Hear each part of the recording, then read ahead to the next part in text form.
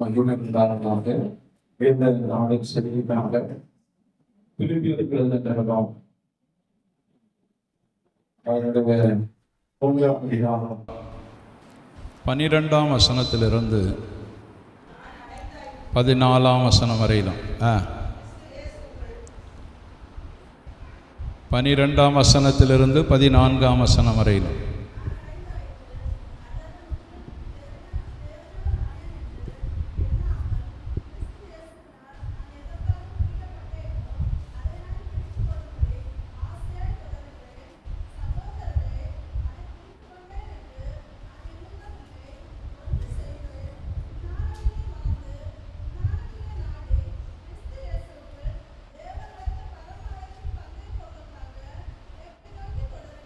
எல்லாரும் கரங்களை உயர்த்தி கர்த்தரை ஸ்தோத்திரம் பண்ணுவோம்.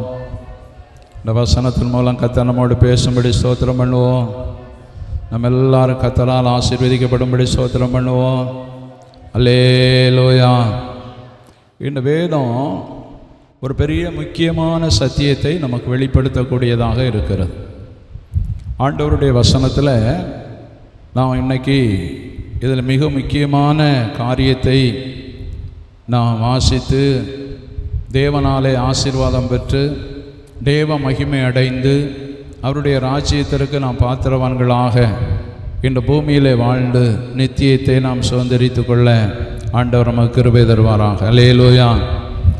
12ஆம் வசனத்தில் நாம் வாசிக்கும்போது பவுல் சொல்லுகிறார், நான் அடைந்தாயிற்று அல்லது முற்றிலும் தேர்ந்தவனானேன் என்று நான் எண்ணாமல் என்று சொல்லுகிறார். அல்லேலூயா. நான் அடைந்தாயிற்று அப்படின்னா எனக்கெல்லாம் போதுமானதாக இருக்கிறது, என்னுடைய ஆவிக்குரிய வாழ்வு எல்லாம் போதுமானதாக இருக்கிறது, சரியாக இருக்கிறது அப்படி என்று நான் எண்ணுகிறதில்லை என்று சொல்லுகிறான்.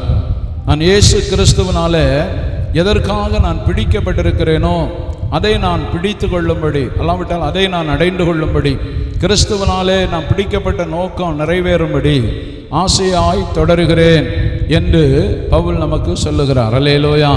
அப்போ இந்த பகல் காலத்தில் தேவ பிள்ளைகளாக இருக்கிற நம்மையும் ஆண்டவராக இயேசு ஒரு நோக்கத்திற்காக நம்மை பிடித்திருக்கிறார். அல்லேலூயா. ஆண்டவர் நம்மை ஒவ்வொருவரையும் பிடித்திருக்கிறார். அவர் நம்மை பிடித்திருக்கிறவனுடைய நோக்கம் தேவனுக்கு தெரியும். எந்த நோக்கத்துக்காக நம்மை பிடித்திருக்கிறான் என்பது நன்றாக நம்முடைய ஆண்டவர் அறிந்திருக்கிறார். அதனால தான் வேதம் சொல்லுகிறது, கிறிஸ்து இயேசுவினால் நான் எதற்காக பிடிக்கப்பட்டேனோ அதை நான் பிடித்து கொள்ளும்படி ஆசையாய் தொடருகிறேன். அல்லேலூயா. அப்போ நான் அதை பிடித்து கொள்ள வேண்டும். கிறிஸ்து இயேசுவினால நான் பிடிக்கப்பட்டிருக்கிற நான், அவர் எதற்காக என்னை பிடித்தார் என்பதை பிடித்து கொள்ளணும், அதை எல்லாவிட்டால் அடைந்து கொள்ளணும் அப்படி என்று பவுல் இங்கே சொல்லுகிறதை பார்க்கிறோம். அப்போ தேவ பிள்ளைகளாகிய நாமும் ஒன்று அறிந்து கொள்ளணும், கிறிஸ்து இயேசுவினாலே நாம் பிடிக்கப்பட்டவர்கள் என்கிற நம்பிக்கை உள்ளவங்க. அல்லேலூயா சொல்லுங்களேன். ஆண்டவருக்கு ஸ்தோத்திரம். நான் இப்போ என்ன சொன்னேன்? கிறிஸ்து இயேசுவினாலே பிடிக்கப்பட்டிருக்கிறோம் என்கிற நம்பிக்கை உள்ளவர்கள் ஒரு அல்லேலூயா சொல்லு. அப்போ நான் சொல்றது உங்களுக்கு புரியல போல இருக்கு. அல்லேலூயா. ஒரு முறைக்கு கூட இன்னும் ஒரு முறை சொன்னாதான் புரியும் போல இருக்கு. ஆண்டவருக்கு ஸ்தோத்திரம். நம்ம எல்லாரையும் தேவன் ஒரு நோக்கத்திற்காக பிடித்திருக்கிறார். தேவன் எவரையும் ஒரு நோக்கம் இல்லாமல் பிடிக்கிறதில்லை. ஒவ்வொருத்தரையும் குறித்து ஒரு நோக்கம் உண்டு. அப்போது இன்றைக்கு தேவனுடைய பிள்ளைகளாக இருக்கிற நம்முடைய வாழ்க்கையில் தேவன் எதற்காக நம்மை பிடித்திருக்கிறார் என்பதை நாம் அறிந்து கொள்ளணும். அல்லேலூயா. பவுல் தன்னை தேவன் எதற்காக பிடித்தார் என்று அறிந்து கொண்டார். அதனால தான் அந்த பிடித்து கொண்ட நோக்கத்தை அடைந்து கொள்ளும்படி அவர் பிரயாசப்பட்டார். அதற்காக 11ஆம் வசனத்தில் சொல்லுகிறார். அவர் என்ன சொல்லுறாருன்னா, அதற்காக நான் எல்லாவற்றையும் எப்படி விட்டேன்? அதற்காக எல்லாவற்றையும் நஷ்டம் என்று விட்டேன், குப்பையுமாக எண்ணுகிறேன். ஏன்னா இயேசு ஒரு பெரிய நோக்கத்துக்காக பிடித்திருக்கிறான். இயேசு ஒரு பெரிய திட்டத்துக்காக என்னை பிடித்திருக்கிறான். இயேசு என்னை பிடித்திருக்கிற நோக்கமும் திட்டமும் தனக்குள்ளே உணர்ந்து கொண்ட போது, அறிந்த போது, இந்த உலகத்தில் உள்ள எல்லா மேன்மையும் அதுக்கு முன்பாக சப்பாகவும் குப்பையாகவுமே எண்ணப்பட்டது என்று நம்ம அறிந்து கொள்ளணும். அல்லேலூயா. அப்படி தேவனுடைய பிள்ளைகளாகிய நமக்கு இந்த பூமியில என்ன இருந்தாலும் இல்லாமல் இருந்தாலும் இருக்கிறவர்கள் இல்லாதவர்களை போல வாழ பழக வேண்டும். அல்லேலூயா. இல்லாதவர்கள் கர்த்தருக்குள்ளாக மனமகிழ்ச்சியாக இருக்க வேண்டும். தேவனுடைய பிள்ளைகளாக இருக்கிற நாம் நம்முடைய வாழ்க்கையில எந்த நிலையில் இருந்தாலும் மனரம்யமாய் இருக்க பழகணும். அல்லேலூயா. கர்த்தர் நம்மை வைத்திருக்கிற நிலையில நாம் மனரம்யமாய் இருப்போமானா அதுவே ஒரு பெரிய பாக்கியம். அப்போ ஆண்டவருடைய பிள்ளைகள் பவுல் சொல்லுகிறார், நான் என்னை பிடித்த அந்த நோக்கத்தை நான் அடைந்து கொள்ளுகிறதற்கு இந்த உலகத்தில் உள்ள எல்லா மேன்மையை பார்க்கலாம் மகிமையான மேன்மையை கிறிஸ்து எனக்காக வைத்திருக்கிறார் என்று அவர் கண்டுகொண்டார். அல்லேலூயா. அப்ப தேவ பிள்ளைகள் நாமும் இந்த உலகத்துல ஒரு ஜெயமான வாழ்வு வாழணும்னா, ஒரு வெற்றியான வாழ்வு வாழணும்னா, இந்த உலகத்தில் உள்ளதை விட மேன்மையானதை கிறிஸ்து நமக்கு வைத்திருக்கிறதை நாம் பார்க்க வேண்டும், அதை அறிந்து கொள்ள வேண்டும், அதை அனுபவிக்க வேண்டும். அப்படிப்பட்ட சிந்தையும் அப்படிப்பட்ட விருப்பங்களும் நமக்கு இருந்தால் மாத்திரமே இந்த உலகத்தில் வெற்றியுள்ள வாழ்வு வாழ முடியும். அது இல்லைன்னா இந்த உலகத்துக்குரியவர்களாகவே நாம் வாழ்ந்து நம்முடைய ஓட்டத்தை முடிக்க வேண்டியது இருக்கும். நமக்கு ஒரே ஒரு வாழ்க்கை தான் ஆண்டவர் நமக்கு கொடுத்திருக்கிறான். இந்த பூமியில ஒரு குறிப்பிட்ட காலம் வரையிலும் நம்ம வாழுவோம். இந்த குறிப்பிட்ட காலம் வரையிலும் நம்மை ரட்சித்த, நம்மை அவருக்கென்று தெரிந்து கொண்ட, நம்மை அபிஷேகம் பண்ணின ஆண்டவர் எதற்காக என்னை பிடித்திருக்கிறான், எதற்காக என்னை தெரிந்து கொண்டிருக்கிறான், எதற்காக என்னை அழைத்திருக்கிறான், எதற்காக ஆண்டவர் என்னை நடத்தி கொண்டிருக்கிறான் என்கிறதையெல்லாம் நாம் அறிந்து ஒவ்வொரு நாளும் அவரை பின் செல்லுகிறது மட்டுமல்ல, நன்றியுள்ள இருதயத்தோடு கர்த்தருக்கு நன்றி சொல்லிக் கொண்டே இருக்கணும். அல்லேலூயா, அல்லேலூயா. தேவனுடைய பிள்ளைகள் ஒன்று நல்லா அறியணும். ஆண்டவருக்கு ஸ்தோத்திரம். பவுலனுடைய நோக்கம் மிக முக்கியமான நோக்கம் என்னன்னா, ஆண்டவருக்கு ஸ்தோத்திரம். முதல்ல நான் அதை சொல்லிட்டு வசனத்துக்குள்ள போறேன். அல்லேலூயா. ஆண்டவர் சொன்னாரு, நான் இருக்கிற இடத்துல நீங்களும் இருக்கும்படி நான் மறுபடியும் வந்து உங்களை என்னிடத்துல சேர்த்து கொள்ளுவேன் அப்படின்னு 14 யோவான் 14ஆம் அதிகாரம் 2-3 வசனத்துல சொல்லி இருக்கிறான். ஒன்று. இரண்டாவது வெளிப்படுத்தின விசேஷத்துல அதனுடைய 3ஆம் அதிகாரம் 21ஆம் வசனம் சொல்லுகிறது. வாசிக்கலாம். நான் ஜெயங்கொண்டு என் பிதாவினுடைய சிங்காசனத்தில் அவரோட கூட உட்கார்ந்திருக்கிறது போல ஜெயங்கொள்ளுகிறவன் எவனோ அவனும் என்னுடைய சிங்காசனத்தில் என்னோட கூட. அல்லேலூயா. நம்ம எதற்காக தேவன் பிடித்தார் என்கிற அந்த தெளிவு நமக்கு இருக்கணும். அல்லேலூயா. இயேசு என்ன சொன்னாரு? என்னோடு கூட நான் பிதாவினுடைய சிங்காசனத்தில் இருக்கிறேன். நான் பிடித்திருக்கிறது எதுக்குன்னா, என்னோடு கூட என்னுடைய சிங்காசனத்தில் நீங்களும் இருக்க வேண்டும். அல்லேலூயா. இயேசு இருக்கிற இடத்துல நம்மை இருத்துகிறதற்காக ஆண்டவராய் இயேசு நம்மை பிடித்திருக்கிறார் என்று தேவ பிள்ளைகள் அறிந்து கொள்ள வேண்டும். ஒவ்வொருவரையும் தேவன் பிடித்திருக்கிறார்.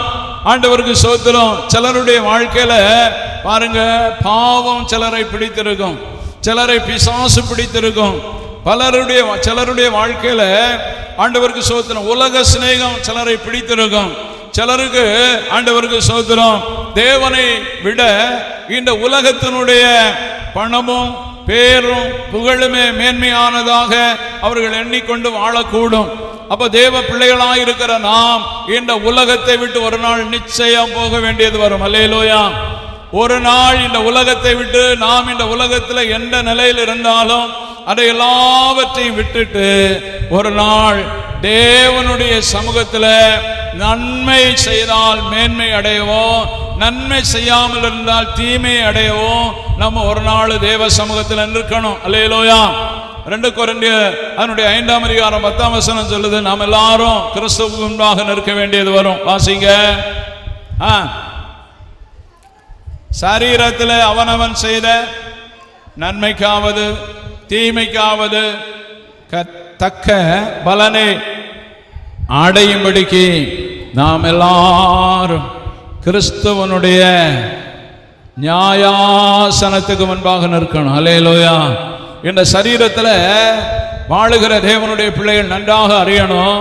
இந்த சரீரத்தில் தேவன் நமக்கு இந்த சரீரத்தில் கொடுத்திருக்கிற வாழ்வில் நாம் நன்மை செய்கிறவர்களாய் வாழணும். அல்லேலூயா. தேவனுக்காக வாழணும், பரிசுத்தத்துக்காய் வாழணும், தேவ சித்தம் செய்கிறதற்காய் வாழணும், தேவனை மகிமைப்படுத்துகிறதற்காக வாழணும். இந்த உலக வாழ்க்கையில நம்ம நன்மை செய்யலாம், மேன்மை உண்டு. அல்லேலூயா. நன்மை செய்யாதிருந்தால் பாவம் வீட்டு வாசற்படியிலே படுத்திருக்கும் என்று வேதம் நமக்கு சொல்லுகிறது. ஆதியாகமம் 4ஆம் அதிகாரம் 7ஆம் வசனத்துல நாம் நன்மை செய்கிறதற்காக அழைக்கப்பட்டிருக்கிறவர்கள், நன்மை செய்கிறதற்காக தெரிந்து கொள்ளப்பட்டிருக்கிறவர்கள்.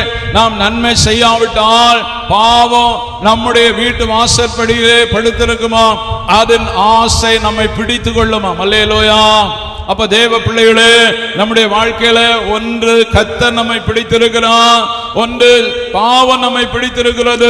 பாவம் பிடித்திருக்குமானா நிச்சயமாகவே பிசாசினுடைய அடிமைத்தனத்திற்குள்ளாகவே இன்றைக்கு நாம் வாழ்ந்து கொண்டிருப்போம். அதனால அதிலிருந்து நாம் விடுதலையாக்கப்படும்படியாக இந்த பகல் காலத்தில் நாம் கண்ணீரோடு ஆண்டவருடைய சமூகத்தில் நம்ம ஒப்பு கொடுத்தான் நம்மை அந்த பாவ கட்டிலிருந்து விடுதலையாக்க இயேசு வல்லமை உள்ளவராயிருக்கிறார். அல்லேலூயா. அதனால தேவனுடைய பிள்ளைகள் நமக்கு எல்லா சூழ்நிலையிலிருந்து நமக்கு விடுதலை தரவும், நம்மை தொடர்ந்து அவருடைய பாதையில நடத்தவும் ஆண்டவர் வல்லமை உள்ளவராயிருக்கிறார். நான் அடைந்தாயிற்று அல்லது முற்றிலும் தேர்ந்தவனானேன் என்று நான் எண்ணுகிறதில்லை என்று பவுல் சொல்லுகிறான். தேவ பிள்ளைகளும் நம்முடைய வாழ்க்கையில நம்ம எவ்வளவு பெரியவங்களா இருந்தாலும், எவ்வளவு ஆவிக்குரிய ஜீவியத்தில் பெரியவங்களா இருந்தாலும், எவ்வளவு உலக காரியங்கள்ல பெரியவர்களா இருந்தாலும், நம்ம ஒன்றும் இல்லை என்கிற எண்ணம் நம்முடைய இருதயத்தில் இருக்கணும். அல்லேலூயா, அல்லேலூயா. சிலருடைய ஆவிக்குரிய வாழ்வு மேன்மையானதா இருக்கலாம், மகிமையானதா இருக்கலாம். பைபிள்ல நீங்க படிச்சு பார்த்தீங்கன்னா மோசேயை குறித்து சொல்லப்பட்டிருக்கிறது. உபாகமம் கடைசி அதிகாரம் கடைசி வசனத்தை படிச்சு பாருங்க. உபாகமம் கடைசி அதிகாரம் கடைசி வசனம்.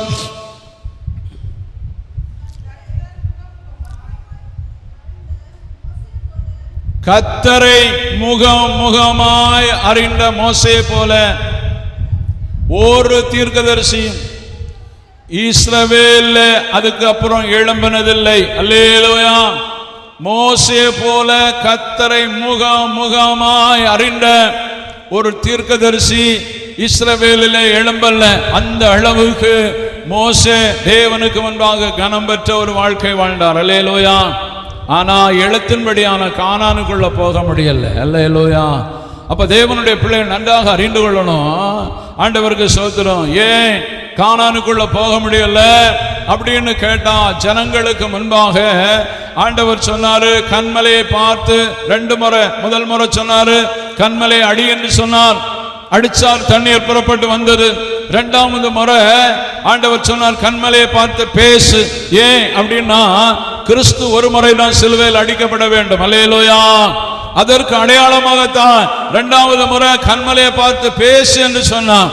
இந்த கன்மலையை பார்த்து பேச வேண்டிய மோசே இந்த ஜனங்களுடைய நெருக்குதலினால, இந்த ஜனங்களுடைய கோபத்தினால பதறி அந்த கன்மலையை 2வது முறை அடித்தார். அல்லேலூயா.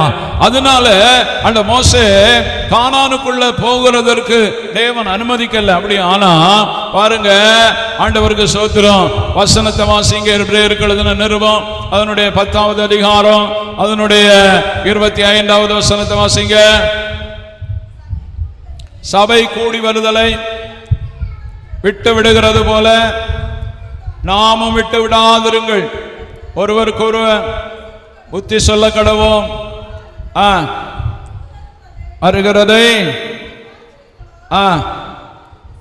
அவ்வளவா என்ன செய்யணுமா, புத்தி சொல்ல வேண்டும் என்று வேதம் சொல்லுகிறது. அல்லேலூயா. 29ஆம் வசனத்தை வாசிங்க. தேவனுடைய குமாரனை காலின் கீழே மிதித்து தன்னை பரிசுத்தம் செய்த உடன்படிக்கை இரத்தத்தை அசுத்தம் என்று எண்ணி கிருபையின் ஆவியை நிந்திக்கிறவன் எவ்வளவு கொடிதான ஆக்கினைக்கு பாத்திரவானாய் இருப்பான் என்பதை யோசித்து பாருங்கள். அல்லேலூயா, அல்லேலூயா, அல்லேலூயா. அதனால தேவனுடைய பிள்ளைகளே, இந்த 25ஆம் வசனத்திலிருந்து 29ஆம் வசனம் வரையில நீங்க வீட்டுல போய் படித்து பாருங்க. அப்பதான் நமக்கு புரியும்.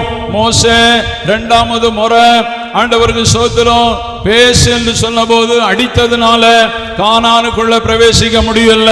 அப்படி ஆனா தேவ பிள்ளைகளா இருக்கிற நம்மை தேவன் பிடித்திருக்கிற நோக்கத்தை சரியாக புரிந்து கொண்டு இந்த உலக வாழ்க்கையில தேவனோடு கூட சஞ்சரிக்க ஆண்டவருடைய பிள்ளைகள் நம்மை தாழ்த்தி தேவனுடைய கருத்தில் ஒப்புக் கொடுக்க வேண்டும். தேவன் எதற்காக பிடித்தாரோ அந்த நோக்கத்தை அவரே நிறைவேற்ற நாம் நம்மை அவருக்கு ஒப்புக் கொடுக்க வேண்டும். அல்லேலூயா, ஆண்டவருக்கு ஸ்தோத்திரம். அப்படி நாம் ஒப்புக் கொடுப்போம், ஆனா நிச்சயமாகவே தேவன் நம்மை ஜெயமாய் நடத்துவான்.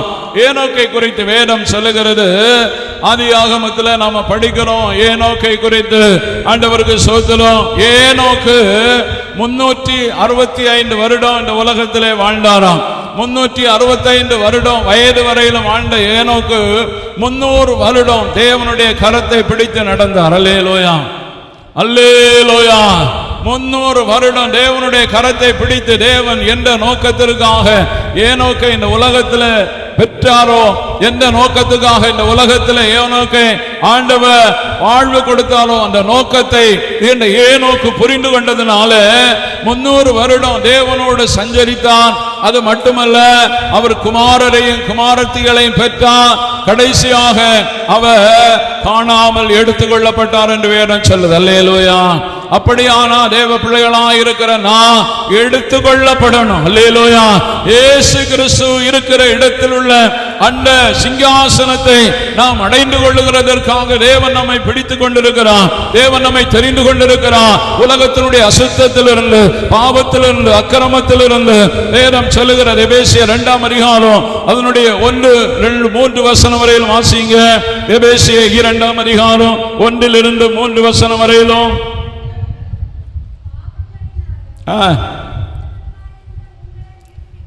அக்கிரமங்களினாலும் பாவங்களினாலும் மரித்தவர்களாயிருந்த உங்களை உயிர்ப்பித்தார். முற்காலத்திலே இவ்வுலக வழக்கத்திற்கு ஏற்றபடியாகவும் கீழ்ப்படியாமையின் பிள்ளைகளிடத்தில் இப்பொழுது கிரியை செய்து வருகிற ஆகாயத்து அதிகார பிரபு ஆகிய ஆவிக்கேற்றபடியாகவும் நடந்து கொண்டீர்கள். அவர்களுக்குள்ளே நாம் எல்லாரும் முற்காலத்தில் நமது மாம்ச இச்சையின்படியே நடந்து நமது மாம்சமும் மனசும் விரும்பினவைகளை செய்து சுபாவத்தினாலே மற்றவர்களைப் போல கோபாக்கினையின் பிள்ளைகளாக இருந்தோம். அல்லேலூயா. நம்ம எப்படிப்பட்டவர்களாக இருந்தோம்? கோப ஆக்கினையின் பிள்ளைகள். ஆண்டவருடைய பிள்ளைகள் அறிந்து கொள்ளணும், தேவன் எதற்காக நம்மை பிடித்தார், எதற்காக நம்மை தெரிந்து கொண்டார் என்றால் கோபாக்கினையிலிருந்து நம்மை தப்பித்துக் கொள்ளும்படி, கோபாக்கினையில் நம்மை விடுதலையாக்கும்படி, கோபாக்கினையிலிருந்து நம்மை வெளியே கொண்டு வரும்படி ஆண்டவர் நம்மை பிடித்திருக்கிறார். அல்லேலூயா.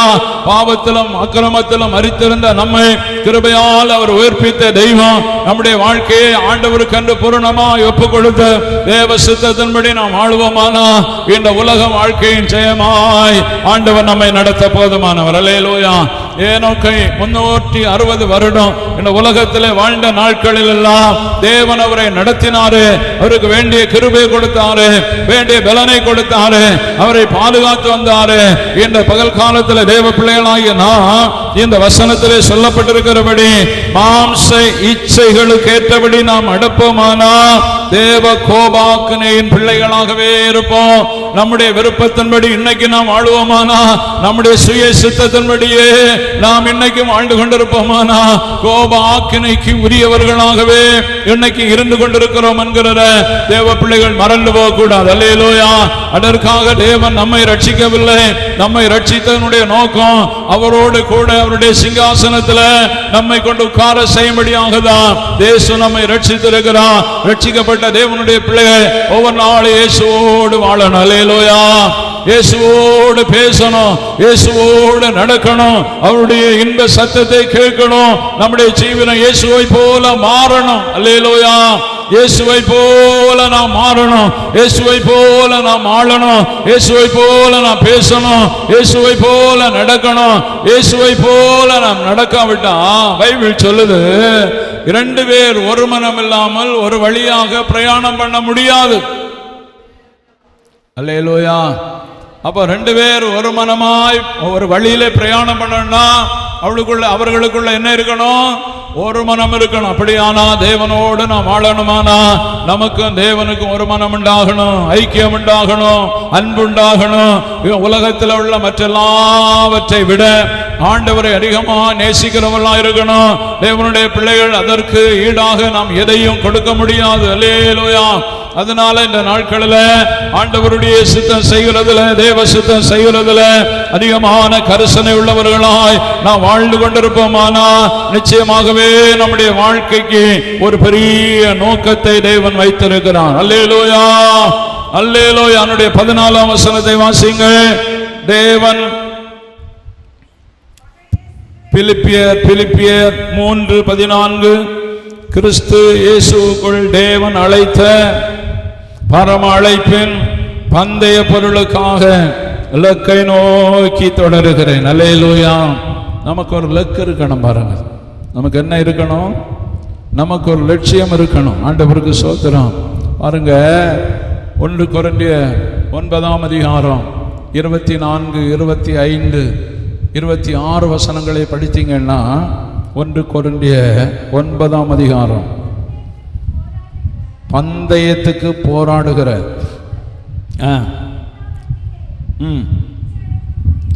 பந்தயத்துக்கு போராடுகிற யாவரும் எல்லாவற்றிலும் இச்சை அடக்கம் உள்ளவர்களாயிருப்பார்கள்.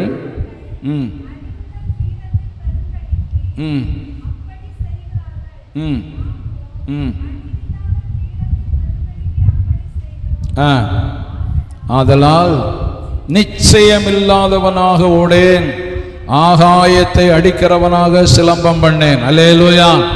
ஆண்டவருக்கு ஸ்தோத்திரம். இந்த வசனம் சொல்லுகிறது 24ஆம் வசனத்துல பந்தய சாலையில் ஓடுகிறவர்கள் எல்லாரும் ஓடுவார்கள். அதான் முக்கியம். அல்லேலூயா. பந்தய சாலையில் ஓடுகிறவர்கள் எல்லாரும் கிறிஸ்தவர்கள் தான். எல்லாரும் ஆண்டவருக்கு ஸ்தோத்திரம், ஆண்டவரை தான் சேவிக்கிறார்கள். எல்லாரும் ஆண்டவருடைய பிள்ளைகள் தான். அந்த வேதம் சொல்லுகிறது, பந்தய சாலையில் ஓடுகிறவர்கள் எல்லாரும் ஓடுவார்கள், ஆகிலும் ஒருவனே பந்தயத்தை பெறுவான் என்று அறியீர்களா? நீங்கள் பெற்றுக்கொள்ளத்தக்கதாக ஓடுங்கள். அல்லேலூயா. எல்லாரும் ஓடுறாங்க, எல்லாரும் போறாங்க, எல்லாரும் பாடுறாங்க, எல்லாரும் எல்லாம் செய்யறாங்க. நம்ம என்ன செய்கிறோம்? நம்ம எதற்காக ஓடுகிறோம்? எதற்காக செயல்படுகிறோம்? எதற்காக ஆராதிக்கிறோம்? எதற்காக ஆண்டவரை நம்புகிறோம்?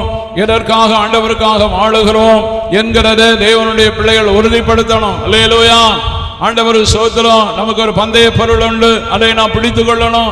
அந்த பந்தய பொருளை பெற்றுக்கொள்ளணும். சும்மா ஓடனா போதாது, ஓட்டத்தினுடைய முடிவில் ஜெயமாய் நம்முடைய ஓட்டம் இருக்கணும். அல்லேலூயா. ஆண்டவர் ஸ்தோத்திரம். நமக்கு எல்லாருக்கும் தெரியும், பல இடங்களில் ஓட்டப்பந்தயம் போட்டி வைப்பாங்க. ஓட்டப்பந்தயத்துக்கு சில இடங்களில் சில ட்ராக் போட்டிருப்பாங்க. அந்த ஓடுறதுல எவ்வளவு வீரனாக ஓடினாலும் அந்த ட்ராக் மாறி ஓடினா அவனுக்கு பரிசு கிடைப்பதில்லை. ஆண்டவருக்கு ஸ்தோத்திரம். ஓடுகிறவங்க பல நிலைகளில் ஓடுவாங்க. அவர்களுக்கு கொடுக்கப்பட்ட வழியில தான் ஓடணும், அவங்களுக்கு கொடுக்கப்பட்ட ட்ராக்ல தான் அவங்க ஓடணும். அப்படி ஓடி அந்த ஓட்டத்தில் ஜெயம் பெற்றாங்கன்னா அதுக்கு பரிசு உண்டு. அல்லேலூயா. அந்த பரிசு குறித்து வேதம் சொல்லுகிறது, பந்தயத்துக்கு போராடுகிற யாவரும் போராடுவார்கள், அவர்கள் இச்சை அடக்கம் உள்ளவர்களாயிருப்பார்கள், அவர்கள் அழிவுள்ள கிரீடத்தை பெறும்படிக்கு அப்படி செய்கிறார்கள் சொல்லியிருக்கு. அல்லேலூயா. அழிவுள்ள கிரீடத்தை பெறுகிறதற்கே இவ்வளவு ஒழுங்காக இந்த உலகத்தில் இவ்வளவு கிரீடங்கள் பெறுகிறாங்க. ஆண்டவருக்கு ஸ்தோத்திரம். அந்த கிரீடங்கள் எல்லாம் அழிவுள்ளது. ஆனா அழியாத ஜீவ கிரீடத்தை பெறுகிறதற்கு தேவனுடைய பிள்ளைகளாகிய நாம் நம்முடைய ஓட்டத்தை ஜெயமாக ஓடணும். அல்லேலூயா. ஆண்டவருடைய பிள்ளைகள் ஓட்டத்தில் வெளியிலே நிறுத்திவிடக் கூடாது. நம்மை எந்த நோக்கத்துக்காக தேவன் பிடித்தாரோ அந்த நோக்கம் நிறைவேறுகிறது வரையிலும் நமக்கு கொடுக்கப்பட்டிருக்கிற ஓட்டத்தை பொறுமையோடு ஓடணும். எப்படி ஓடணும்? பொறுமையோடு ஓடணும். பொறுமை இழந்து போனா ஆண்டவருக்கு ஸ்தோத்திரம், நிச்சயமில்லாதவர்களாக ஓடுனா ஒண்ணுமே பெற முடியாது. நிச்சயத்தோடு ஓடணும், நிச்சயத்தோடு ஓடணும். அல்லேலூயா. அப்படிப்பட்ட ஓட்டத்தை தேவ பிள்ளைகளாகிய நாம் ஓடணும். ஆண்டவருக்கு ஸ்தோத்திரம். அப்போ இந்த ஓட்டத்துல நம்ம எப்படி ஓடணும்? ஆண்டவர் ஸ்தோத்திரம். 3 காரியத்தை சீக்கிரமாக சொல்லி நம்ம செபித்து ஆசீர்வாதத்தோடு நாம் கடந்து போக ஆண்டவர் நமக்கு கிருபை தருவாராக. அல்லேலூயா. ஆண்டவருக்கு ஸ்தோத்திரம். முதலாவது எபிரேயருக்கு எழுதின நிருபம் 12ஆம் அதிகாரம் அதனுடைய முதலாம் வசனம். ஆ ஆ ம் ம் ம் ம் நமக்கு இயேசு எதற்காக பிடித்தார் என்று அறிந்து ஓடுகிற தேவனுடைய பிள்ளைகள் யாரை இலக்காக ஓடணுமா? இயேசுவை நோக்கி ஓடணும். அல்லேலூயா. யாரை இலக்காக நோக்கி ஓடணும்? இயேசு தான் நமக்கு முன்மாதிரி. அல்லேலூயா, அல்லேலூயா. நம்முடைய வாழ்க்கைக்கு முன்மாதிரி இயேசு மட்டும்தான். இயேசு மட்டும்தான் முன்மாதிரி. அதனால தான் இந்த வேதம் நமக்கு சொல்லுகிறது, மேகம் போன்ற இத்தனை திரளான சாட்சிகள், அதுக்கு மேல நிறைய சாட்சிகள் இருக்கு. அந்த சாட்சிகளை பார்த்து ஓட சொல்லல, அந்த சாட்சிகளை பார்த்து நீங்க செயல்படுங்கன்னு சொல்லல, அப்படி நீங்க ஆராதிங்கன்னு சொல்லல, அப்படி நீங்க தேவனை சேவிங்கன்னு சொல்லல. ஆண்டவருக்கு ஸ்தோத்திரம். ஆனா அங்கே சொல்லப்பட்டிருக்கிறது, இவர்களுடைய இருக்கு முன்னால ஓடின பரிசுத்தவான்கள் தான். ஆனா அவருடைய வாழ்க்கையில் அநேக விதமான குறைகள் இருந்தது, அநேக விதமான குற்றங்கள் இருந்தது. அதனால அவர்களை பார்த்து ஆண்டவர் ஓட சொல்லல. அந்த வசனம் தெளிவா சொல்லுகிறது, ஆண்டவருக்கு ஸ்தோத்திரம், பாரமான யாவற்றையும் நம்மை சுற்றி நெருங்கி நிற்கிற பாவத்தையும் தள்ளி விட்டு ஓடணும். அல்லேலூயா. எப்படி ஓடணும்?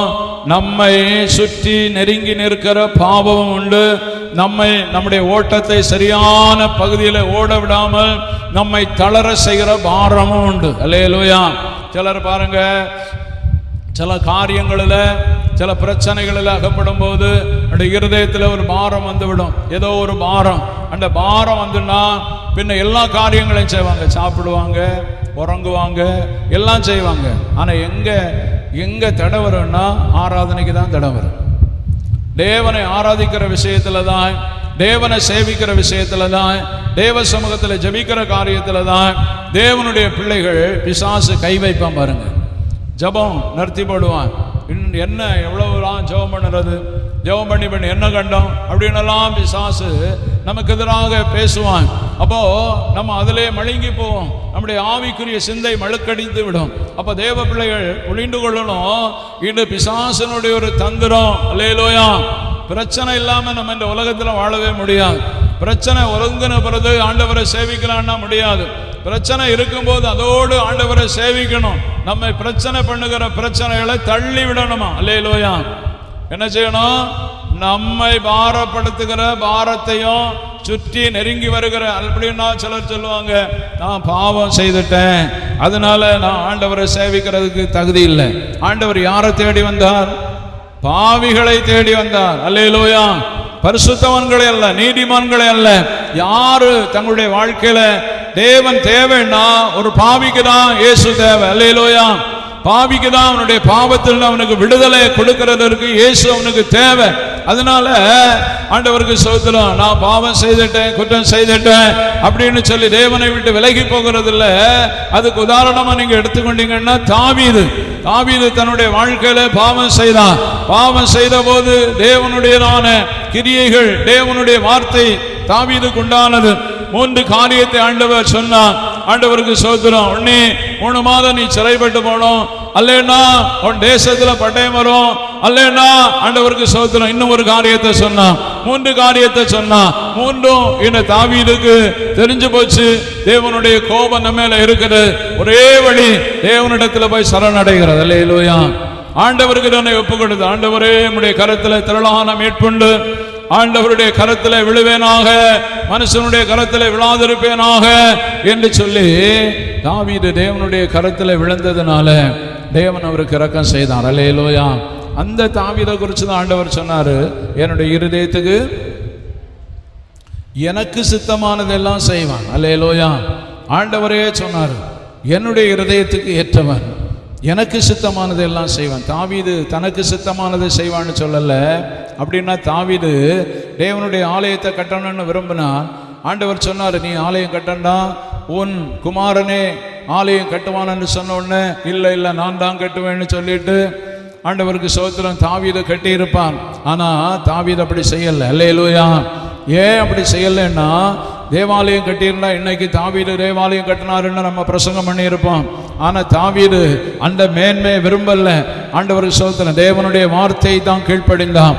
தேவன் என்ன சொன்னாரோ அதுக்கு கீழ்ப்படிந்தான். அப்படியே கீழ்ப்படிந்ததுனால ஆண்டவர் சொன்னாரு, தாவீதுக்கு நான் நிலையான வீட்டை கட்டுவேன். அல்லேலூயா. தேவனுடைய வீட்டை கட்டுகிறதற்கு தாவீது விரும்பின போது ஆண்டவர் சொன்ன, நீ கட்டண்டாப்பா, உன்னுடைய கர்ப்பப்பிறப்பாகிய உன்னுடைய குமாரனை எனக்கு ஆலயம் கட்டுவான். உனக்கு இந்த விருப்பம் இருந்ததுனால நான் உனக்கு நிலையான வீட்டை கட்டுவேன். அல்லேலூயா. அப்ப தேவ பிள்ளைகள் நம்ம ஒன்று அறியணும் பாருங்க. ஆண்டவருக்கு ஸ்தோத்திரம். தேவனுடைய காரியங்களை செய்கிறதற்கு நம்முடைய விருப்பம் உண்டாகுமானா, வாஞ்சை உண்டாகுமானா, நம்முடைய காரியங்களை ஆண்டவர் கரையேற்ற செய்து கொண்டே இருப்பார். அல்லேலூயா. நமக்கு என்ன செய்யணும்? ஏன் சிலருடைய வாழ்க்கையில சில நன்மைகள் தடைபட்டிருக்குன்னா, தேவனுடைய சித்தத்தை நம்ம அறிகிறதில்லை. தேவனுடைய விருப்பம் என்னன்னு நமக்கு புரிந்து கொள்ள முடியல. அதனால தேவனும் நமக்கு செய்ய வேண்டிய காரியங்களை தடைப்படுத்தி வைத்திருக்கிறான், நிறுத்தி வைத்திருக்கிறான். நம்ம எப்ப தேவ சித்தம் நம்மளே வெளிப்படுகிறதற்கு, தேவன் விரும்புகிற காரியத்தை நாம் செய்கிறதற்கு நம்முடைய இருதயத்தை கர்த்தருக்கு நேராய் திருப்புகிறோமோ, அப்பொழுது தேவன் நம்மை கனப்படுத்துவார். அல்லேலூயா. தேவ பிள்ளைகள் நல்லா அறியணும் பாருங்க. ஒரு மனுஷனை கர்த்தர் கனம் பண்ணணும்னா அந்த மனுஷன் அந்த கனத்திற்கு பாத்திரவானா இருக்கணும். கர்த்தராலே கனம் பண்ணுகிற ஒரு மனுஷன் அந்த கனத்துக்கு பாத்திரவானா இருந்தால் நிச்சயம் ஆண்டவர் என்ன செய்வார்? இந்த உலகத்தில் ஒரு பெரிய ஸ்தானத்தில் வரணும்னா அதுக்குரிய மேன்மைகளை உலகம் தேடுது. இப்போ ஆண்டவருக்கு ஸ்தோத்திரம். நீங்கள் ஐஏஎஸ் படிச்சீங்கன்னா நிச்சயம் மாவட்ட கலெக்டராக அந்த சீட்டில் ஒரு நாள் உட்காருவீங்க. அல்லேலூயா. அல்லேலூயா. அப்போ ஒரு ஆண்டவர் ஸ்தோத்திரம் ஐபிஎஸ் படிச்சீங்கன்னா அந்த சீட்டில் போய் இருக்க முடியாது. ஐஏஎஸ் இருக்கிற சீட்டில் ஐஏஎஸ் படித்தவங்களுக்கு தான் போய் இருக்க முடியும். ஐபிஎஸும் ஐஏஎஸும் சமமான சீட்டு தான். அல்லேலூயா. பொதுவாக சொல்லுவாங்க ஐபிஎஸும் ஐஏஎஸும் ஒன்று போல உள்ளதுதான், சமமானது தான். இல்லவே இல்லை. கலெக்டர் போகிறாங்கன்னா அவங்களுக்கு பாதுகாப்பு கொடுக்க வேண்டியது இவங்களுடைய பொறுப்பு. இவங்க பாதுகாக்கணும். அல்லேலூயா. ஆனால் ஆண்டவர் ஸ்தோத்திரம், எங்கேயும் போய் கலெக்டர் எஸ்பிக வீட்டில் போய் நின்று பாதுகாக்க வேண்டிய அவசியமோ, அவங்க வீட்டில் போய் காரியங்களை தேட வேண்டிய அவசியமா இல்லை. அல்லேலூயா. ஏன் அப்படின்னா நான் நிறைய வாட்டி போயிருக்கிறேன், இந்த அனுபவங்களில் போயிருக்கிறேன். அப்போ எல்லாம் ஆண்டவர் ஸ்தோத்திரம் எஸ்பி ஆஃபீஸில் போனால் சொல்லுவாங்க, கலெக்டர் ஒரு மீட்டிங் வச்சுருக்கிறாங்க, போயிட்டு வந்துடுறேன், வந்தவங்களை பார்க்குறேன்னு சொல்லிட்டு போவாங்க. இப்படியெல்லாம் நிறைய தடவை நான் அனுபவிச்சிருக்கிறேன். அப்போது ஏன் கலெக்டருக்கு இது ஒரே சமமான படிப்பாக இருந்தாலும் ஆண்டவருக்கு ஸ்தோத்திரம் அவங்களுக்கு தான் கனம் கூடுதல். அல்லேலூயா. அதனால தேவனுடைய பிள்ளைகளை, இந்த உலகத்தில் வசதி உள்ளவங்க இருப்பாங்க, படித்தவங்க இருப்பாங்க, பட்டம் பெற்றவங்க இருப்பாங்க, பெரிய அந்தஸ்து உள்ளவங்க எல்லாம் இருப்பாங்க. அவங்க இருக்கலாம், நமக்கு ஒன்றும் இல்லாமல் இருக்கலாம், நமக்கு ஒன்றும் இல்லாமல் இருக்கலாம். ஆனால் கர்த்தர் நமக்கு ஒரு பெரிய, நம்ம மேலே ஒரு பெரிய நோக்கத்தை, ஒரு பெரிய திட்டத்தை ஆண்டவர் வச்சிருக்கிறார். அல்லேலூயா. அது நிச்சயமாக நிறைவேறும். ஆண்டவருக்கு ஸ்தோத்திரம். இந்த உலகத்தில் உள்ள சிங்காசனங்கள் எல்லாம் அதெல்லாம் அழிந்து போகக்கூடியது. அல்லேலூயா. ஆனால் தேவன் நமக்கு வச்சிருக்கிற சிங்காசனம் அழிந்து போகக்கூடியதல்ல, அது நிலைத்திருக்கக்கூடியது. அல்லேலூயா. வானங்கள் ஒளிந்து போகலாம், பூமி ஒளிந்து போகலாம், நான் காண்கிற எல்லாம் ஒளிந்து போகலாம். ஆனால் ஆண்டவர் எப்படி நிலையா இருக்கிறாரோ அதுபோல அவர் உண்டு பண்ணுகிற எல்லாம் நிலைத்திருக்கும். அல்லேலூயா. அதனால தேவனுடைய பிள்ளைகள், இந்த வேதம் நமக்கு என்ன சொல்லுகிறது? நம்மை நெருங்கி சுற்றி நிற்கிற பாரமான பாவமான யாவையும் தள்ளிவிட்டு விசுவாசத்தை துவக்கிறவரும் முடிக்கிறவருமாயிருக்கிற இயேசுவை நோக்கி ஓடணும். நம்ம யாரை நோக்கி ஓடணும்? நம்ம எதற்காக பிடிக்கப்பட்டோம்னா இயேசுவை நோக்கி ஓடும்படி, இயேசுவை நோக்கி ஓடி நமக்கு அவர் நியமித்திருக்கிற அந்த உன்னத அந்த சிங்காசனத்தை பிடித்து கொள்ளணும், அந்த உன்னத மகிமையை அடைந்து கொள்ளணும். அதுக்காக தேவ பிள்ளைகள் ஓடிக்கொண்டே இருக்கணும். அல்லேலூயா. ஓடுகிறேன், நான் ஓடுகிறேன், இயேசுவுக்காய் நான் ஓடுகிறேன், ஓடுகிறேன், நான் ஓடுகிறேன், இயேசுவுக்காய் நான் ஓடுகிறேன். அல்லேலூயா. இயேசுவுக்காக நம்முடைய ஓட்டத்தை நம்ம திருப்பணும். நம்முடைய வாழ்க்கையில் உலகத்துக்காக ஓடுனது போதும். பிள்ளைகளுக்காக, குடும்பத்துக்காக நீங்கள் ஓடுனதை நிறுத்தி கொண்டு இயேசுவுக்காக ஓடி பாருங்க. நன்மையும் கிருபையும் உங்களை பின்தொடர்ந்து வரும். அல்லேலூயா. உங்கள் வாழ்க்கையில் என்னென்ன தேவையோ அதெல்லாம் உங்களை பின்தொடர்ந்து வரும். நீங்கள் அதுக்கு பின்னால் போக வேண்டியதில்லை, அதுவே உங்களை பின்தொடர்ந்து வரும். அதுதான் தேவனுடைய பிள்ளைகளுக்குரிய மேன்மை. அதனால ஆண்டவருக்கு ஸ்தோத்திரம். இயேசுவை நோக்கி நமக்கு நியமிக்கப்பட்டிருக்கிற ஓட்டத்தில் பொறுமையோடு ஓடணும். அப்போ தான் நம்ம அதை பிடித்து கொள்ள முடியும். பாருங்க, யோவானை குறித்து வேதம் சொல்லுது. யோவானும் அப்போஸ்தலர் நடபடி 13ஆம் அதிகாரம் 25ஆம் வசனத்தை வாசிங்க. அப்போஸ்தலர் நடபடி 13ஆம் அதிகாரம் 25ஆம் வசனம். தன் பணிவிடை ஓட்டத்தை நிறைவேற்றுகிற போது நான் அவரல்ல வருகிறா பாதரட்சி அவிழ்க்கிறதற்கு. அல்லேலூயா. யோவான் இந்த உலகத்தில் ஓடினார்.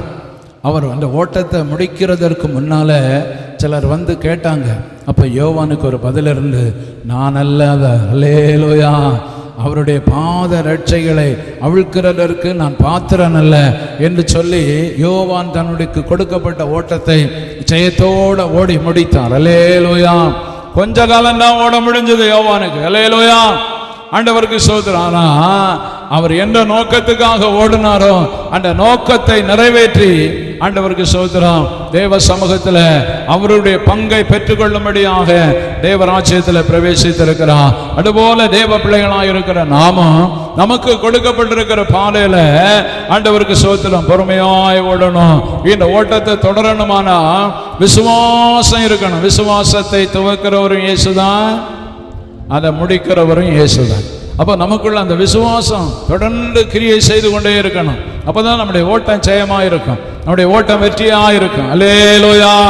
இரண்டாவது வேதம் சொல்லுது, ஆண்டவருக்கு ஸ்தோத்திரம், எபிரேயருக்கு எழுதின நிருபம் 3ஆம் அதிகாரம் 1ஆம் வசனத்தை வாசிங்க. எபிரேயர் 3:1. இப்படி இருக்க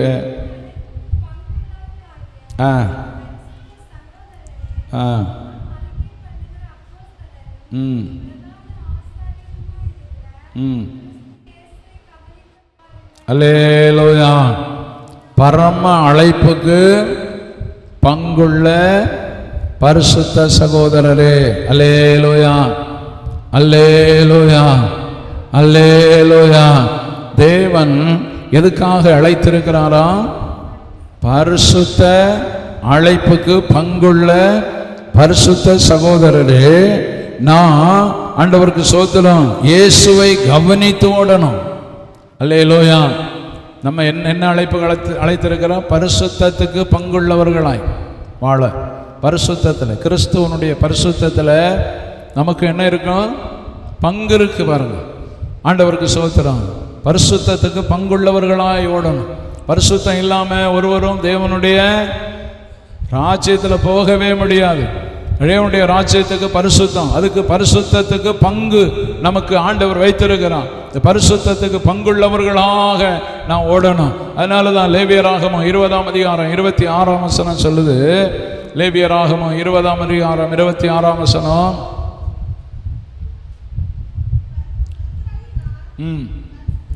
நான் பரிசுத்தராய் இருக்கிறது போல நீங்களும் எனக்கேற்ற தேவனுக்கேற்ற பரிசுத்தம் நம்மிடத்தில் இருக்கணும். அல்லேலூயா. பரிசுத்தத்துக்கு பங்குள்ளவர்களாகிய தேவ பிள்ளைகள் நமக்கேற்ற பரிசுத்தம் பரலோகத்துக்கு போகாது.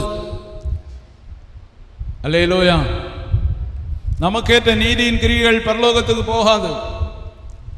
ஆனால் பரலோகத்துக்கு போனோம்னா பரலோகத்தில் இருக்கிற தேவனுக்கு ஏற்ற பரிசுத்தம், அந்த தேவனுக்கு ஏற்ற பரிசுத்தம் நம்மளில் வெளிப்படுகிறதுக்கு தான் பாருங்க.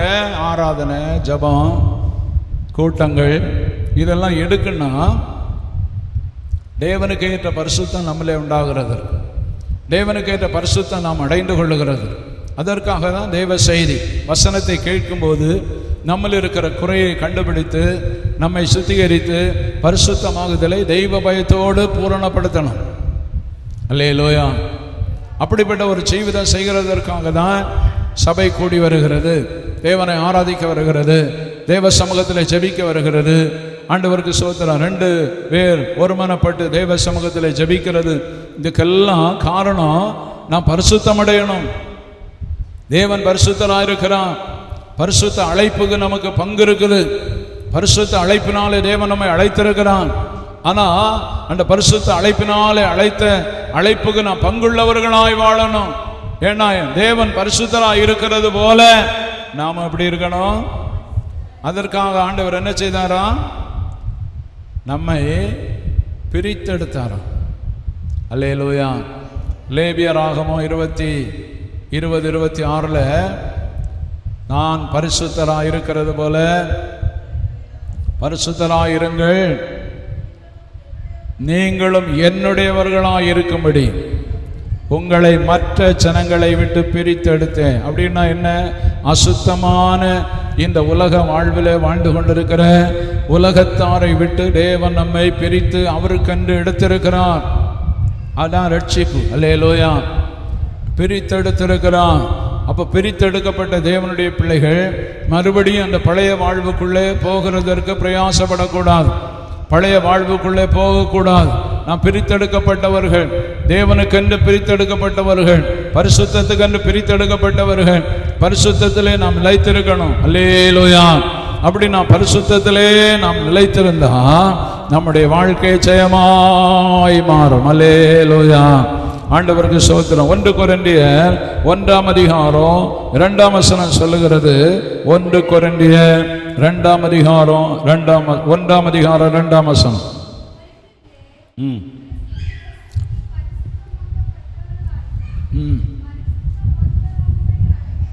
பாருங்க. சபையில் போதும், சபையில் பரிசுத்தமாக்கும்படி அழைக்கப்பட்டவர்களும் உண்டு, பரிசுத்தவான்களாயிருக்கிறவர்களும் உண்டு. அல்லேலூயா. ஒரு முறை கூட வாசிங்க. ம் ம் ம் ம் 2 கூட்டரும் இருக்கிறாங்க சபையில். பூரண பரிசுத்தவான்கள் யாரும் சபையில் இருப்பதில்லை. அல்லேலூயா. பரிசுத்தவான்கள் ஆகும்படி அழைக்கப்பட்டிருக்கிறாங்க. அவங்க இன்னும் பரிசுத்தவான்கள் ஆகல. ஆனால் பரிசுத்தவான்கள் ஆனவர்களும் சபையில் இருக்கிறாங்க. அல்லேலூயா. அப்போ தேவனுடைய பிள்ளைகள் அறிந்து கொள்ளணும். பரிசுத்தவான்கள் என்று சொல்லும்போது ஒரு சில காரியங்களில் நான் பரிசுத்தம் அடைந்திருக்கலாம். ஆனால் எல்லா காரியத்திலையும் நான் பரிசுத்தம் அடையும் போது தான் பூரண பரிசுத்தம். அல்லேலூயா. நமக்குள்ள என்ன பரிசுத்தம் உண்டாகணும்? பூரண பரிசுத்தம் உண்டாகணும். பூரண பரிசுத்தம் வரும்போது தான் இந்த உலகத்தை விட்டு தேவன் பிரித்து அவரோடு கூட சேர்த்து கொள்ளுவான்.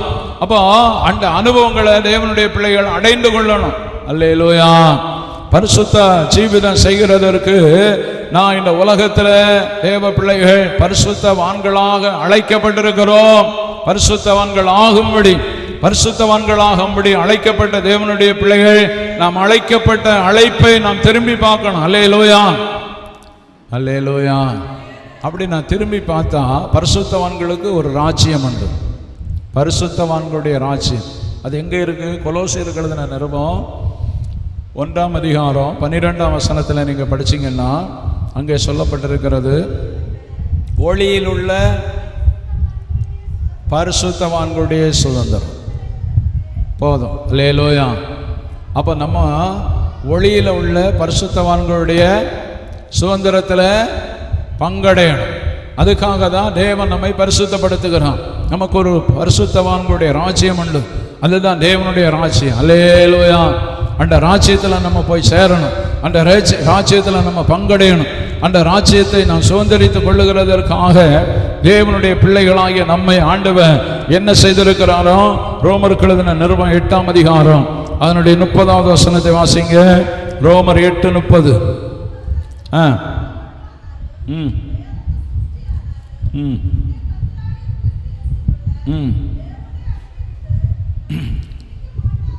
ரோமர் 8ஆம் அதிகாரம் 30வது வசனம்.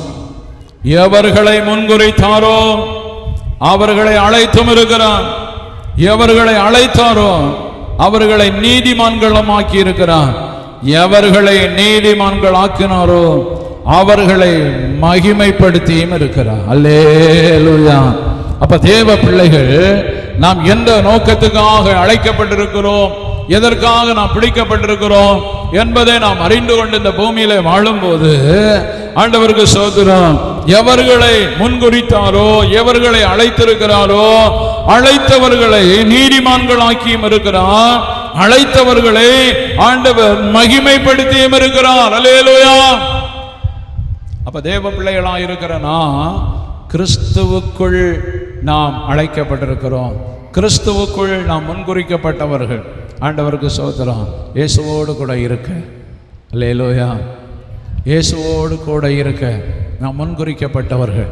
இயேசுவோடு கூட நாம் நடக்க முன்குறிக்கப்பட்டவர்கள். அப்படிப்பட்ட உன்னத அனுபவங்களை தேவனுடைய பிள்ளைகள் அடைந்து கொள்ளும்படி ஆண்டவருக்கு ஸ்தோத்திரம். தேவன் நம்மை தெரிந்து கொண்டிருக்கிறார் என்று வேதம் நமக்கு சொல்லுகிறது.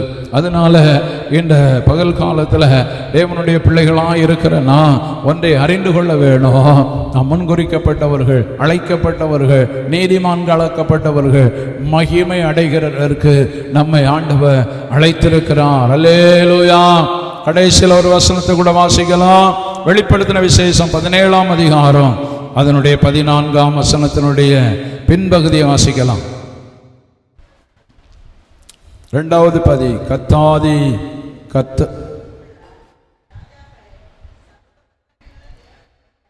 வெளிப்படுத்தல் 17:14.